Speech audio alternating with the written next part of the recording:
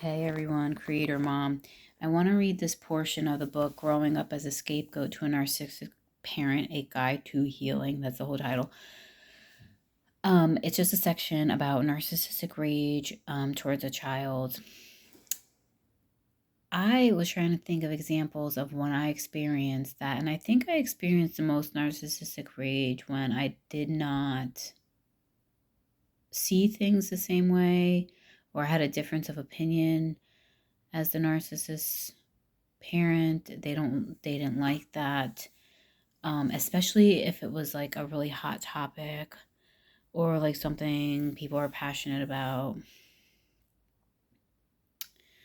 Okay, so he went over the 4 responses to traumatic threat, which I'm sure most people know already.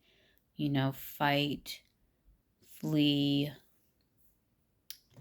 freeze, and submit, or I think that could be seen as fawn as well. Submit is to curry favor with the threat and get them to take mercy on you. That's what he's written here. And that, so he says, a child faced with a raging parent has very low odds of victory and very high performance of threat. Thus, the child's appropriate options are to freeze or submit. These responses both communicate the implicit message that the narcissist is in charge. It's funny because even in my situation, the narcissist always wants to feel like they're in charge, even not just when you're a child,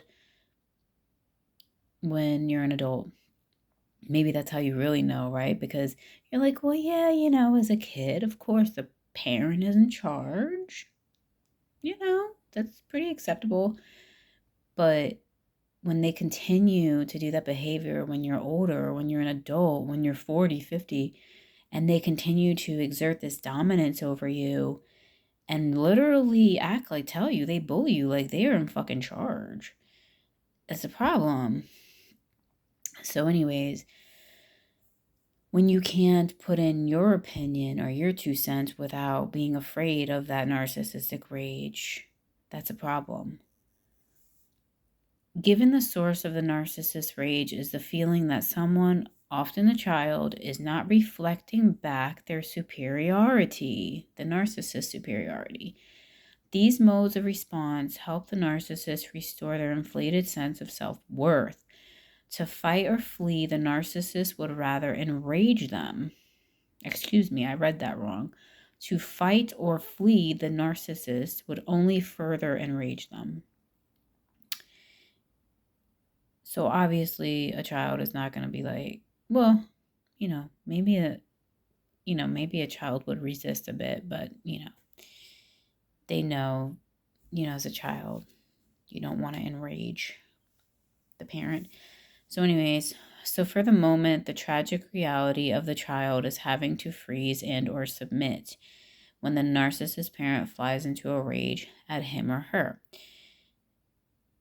It's funny because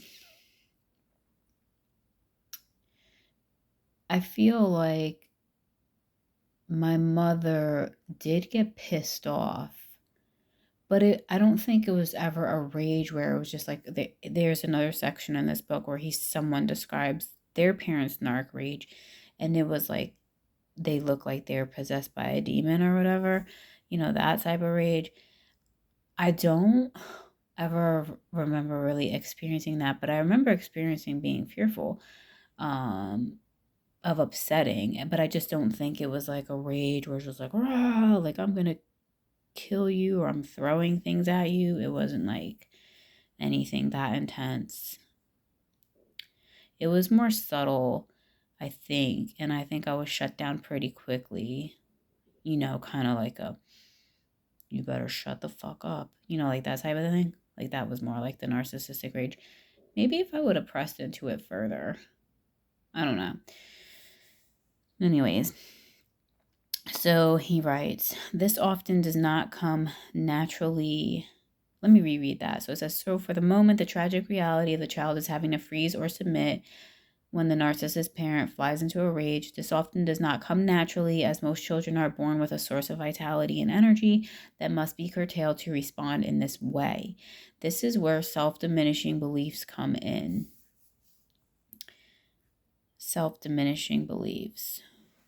He also mentions here too, I like that he says, a child looks to his parent for accurate reinforcement of who he is in this world.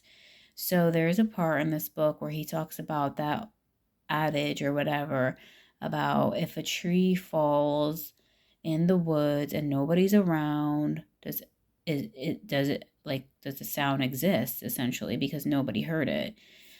And the example is that like how that applies to like a child. Like if somebody claps and nobody hears it, then you didn't clap. It's like the child needs that reinforcement when they, do things. They need the parent to reinforce that, to acknowledge, yeah, you did that. Wow, that's awesome.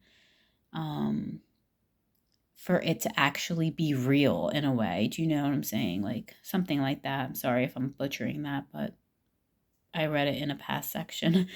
I don't want to go back and look for it right now. But again, he says a child looks to his parent for accurate reinforcement of who he is in this world. Because that parent's reinforcement is going to help reinforce who that child is and help them to know who they are. Boom. Right? So if you've ever been confused about who you are or what you want to do or what your passions are, well, maybe that's because nothing was ever really reinforced and everything you were put down maybe and not made not to feel good enough. So now you just don't know what the hell is what. I'm thinking that could be true. So he says, okay, then he gets into shame and self-loathing.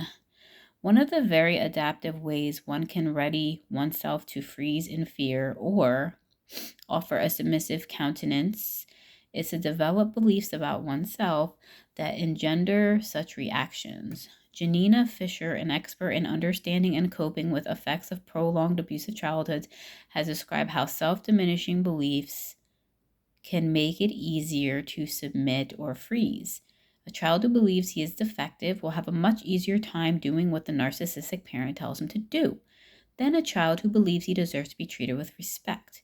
Thus, he is spared from further rage attacks and more likely to survive his childhood. I feel like I was a little bit of both. I feel like I gave a dash of resistance because I was called a bit stubborn. So I think that my inner self did not really want to put up with the shit. I think I did offer resistance, but I did offer submissiveness as well, which obviously carried on into my adulthood. I would go through periods of like, okay, what this person is doing is not right, and don't want to talk to them anymore. And then they would, come back into the picture. And then I would quickly find out again why I cut them off in the first place. I have a really nice poem about it too, and it's at the location where I used to live, which sucks because I would really like to have it. It was a really good poem about the dynamics of that narcissistic relationship. I think that's all I want to share right now. But yeah, I think I was pretty good at resisting the narcissist's ideas about who I am in a way. But there are places in my life that are evident that show that I didn't completely resist them all because the fear aspect was still there, even up till now. So, all right, that's it. Bye.